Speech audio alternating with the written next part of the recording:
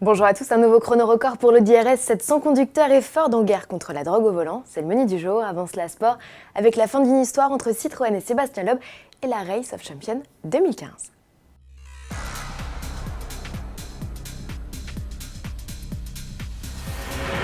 Sébastien Vettel, quadruple champion du monde de Formule 1, inscrit un nouveau titre à son palmarès, celui de champion des champions à l'occasion de la ROC 2015.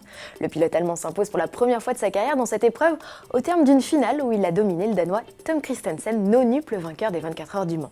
Un événement qui n'a pas seulement opposé des pilotes, mais aussi des nations. Un peu plus tôt dans le week-end, le stade olympique de Londres a vu la victoire des Anglais Andy Priaulx et Jason Plato.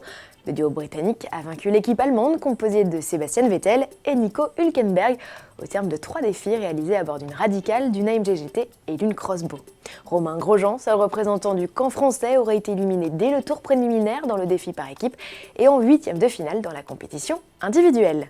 Et toujours à propos de sport, Porsche, déjà titré champion du monde d'endurance, peut être fier. Timo Bernhard, Brendan Hartley et Mark Webber viennent de remporter le titre pilote lors de la finale du championnat à Bahreïn. Et puis on l'a appris en fin de semaine dernière, Sébastien Loeb et Citroën divorcent après 15 ans d'histoire commune et 9 titres de champion du monde des rallyes. Le constructeur au chevron serait-il vexé que son poulain lui tourne le dos pour participer au Dakar avec Peugeot ? Pas seulement. Si PSA semble effectivement vouloir clarifier le statut de son ambassadeur, il s'agit aussi d'un choix financier. Dans le même temps, Citroën a en effet décidé de faire l'impasse sur la saison de WRC 2016 pour mieux revenir en 2017 où un nouveau règlement sera mis en place. C'est aussi cette année-là que l'équipe quittera le WTCC, championnat qu'elle domine pourtant depuis 2 ans.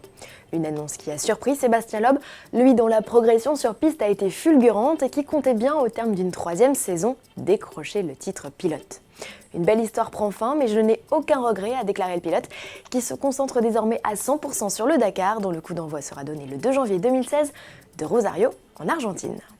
Piste toujours avec la RS7, son conducteur. Après Sonoma en Californie, la sportive autonome Audi de 2e génération vient de démontrer tout son potentiel sur circuit vallonné de Castelloli en Espagne.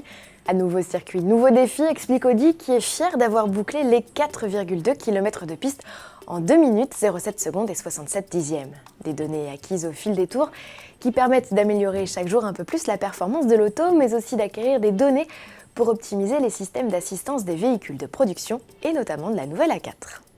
Vous connaissez Ford pour ses voitures, peut-être moins pour ses opérations de sensibilisation auprès des jeunes conducteurs.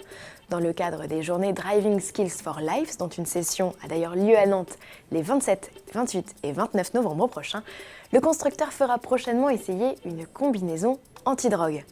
Comme sa combinaison simulateur d'ivresse, ce dispositif a été développé par des scientifiques allemands et se compose de poids aux chevilles, de lunettes et d'un casque. De quoi atténuer la vitesse de réaction, déformer la vision et provoquer un tremblement des mains. Selon Ford, les conducteurs sous influence de drogue ont 30 fois plus de risques d'avoir un accident grave. En 2014, en Europe, 8,8 millions des 15-24 ans ont consommé du cannabis. À demain.